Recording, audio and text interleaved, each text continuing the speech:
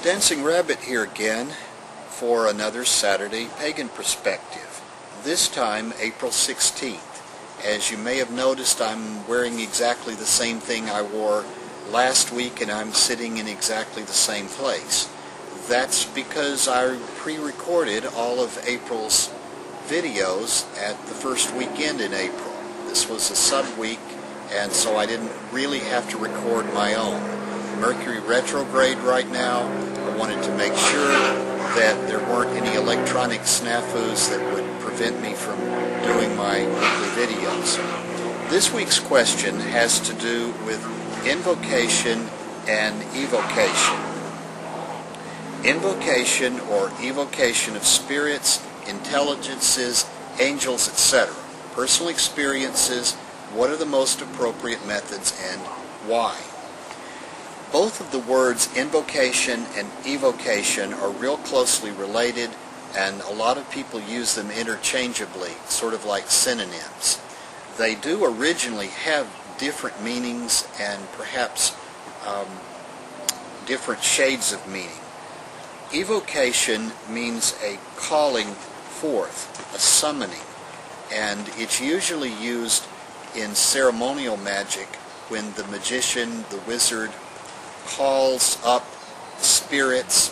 He'll be standing within his protective magic circle, and he has created a magic triangle or magic square outside the circle that he's going to call the spirit up into and sort of trap it there and then command it to go do something. Invocation is a calling in. It is used to when you're calling the deities in to come and take possession of you as priest or priestess. It's like in the drawing down of the moon or drawing in of the sun ceremony. But most modern pagans use the two terms interchangeably. I don't practice ceremonial magic, and I have absolutely no experience with evoking spirits or intelligences. I'm really not even sure that I believe they exist. But whether I believe they exist or not doesn't so much matter. What I think does matter to me is that I've never experienced that, so I really can't talk to it. As far as angels, this to me is something from the Christian, Muslim, Judeo pantheon, and it's not something that I would be comfortable doing with evoking or invoking an angel. I realize that there are many pagans, both Wiccan and otherwise, who work with angels quite successfully, but that's not something that I've ever done or ever particularly wanted to do. I suppose that as a pagan I could say that, well, angels are not Christian specific, that they are spiritual entities, they are messengers or emanations of the divine. I think that Feather's take on them is that they're sort of the Christian version of fairies. But I don't really personally work with fairies either. So, what personal experiences do I have, and what methods do I use, and why do I use them? When I'm casting circle, I call quarters, so I suppose that could be considered an evocation. I am calling, I am summoning the lords of the watchtower, the elemental guardians, to come to my circle. That, I think, was the original purpose of the quarter torches or quarter candles, to give sort of a guiding beacon for these spiritual beings to come to the circle. And the form that I use in quarter calling does sound a lot like an evocation. Hail, guardians of the watchtowers of the north, spirits of earth, Black Wolf of Midnight, come to us.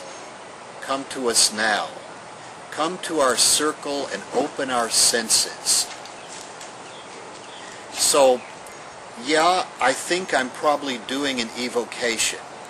The way I, as a rather naturalistic, humanistic sort of pagan, conceptualize it is that I'm not so much summoning some external entity to my circle as that I'm paying attention to a part of nature that's already there, that I'm aligning my inner self, my mind, my senses with the larger in the universe.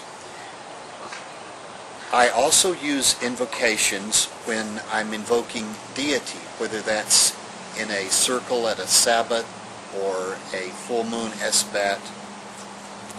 My tutelary deities are Caradwin and Carnonas. So let me read to you part of some invocations. And folks, I'm not really calling you. I'm not really invoking you into me. I'm just reading it, okay? So this is sort of a dry run.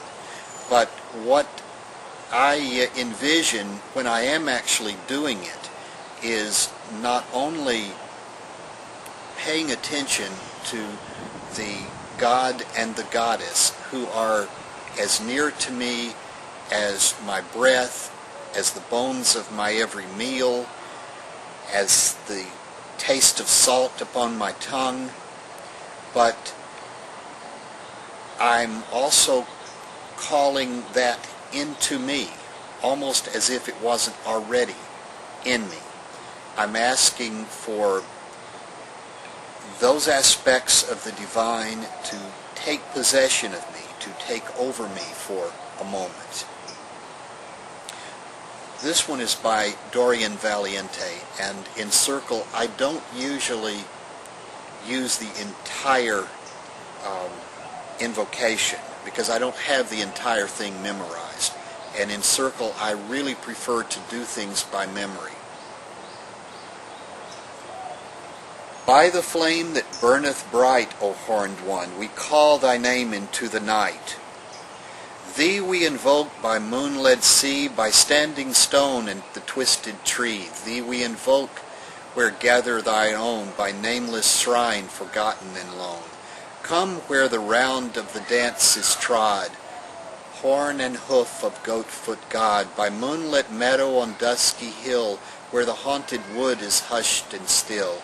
Come to the charm of chanted prayer, as the moon bewitches the midnight air.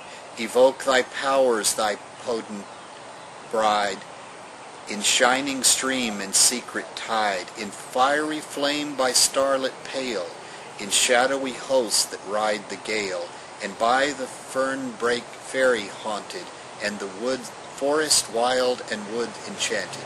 Come, O come to the heartbeat drum, come to us who gather below, when the broad white moon is climbing slow through the stars to the heavens' heights. We hear thy hooves on the wind of night, as the black tree branches shake and sigh. By joy and terror we know thee nigh.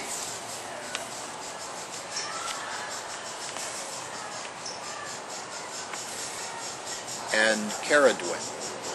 Hail, white sow mother, keeper of the cauldron, cauldron that brews wisdom, cauldron that brews magic, cauldron that brews inspiration. Hail, shapeshifter crone, keeper of the mysteries, fox and otter and hen. You have worn many skins, many legs, many faces. You know that truth is ever-changing mirror, and that one piece is not the same as another.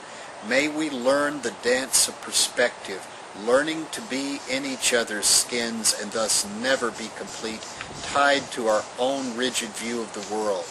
You work tirelessly for your children who are born less than blessed.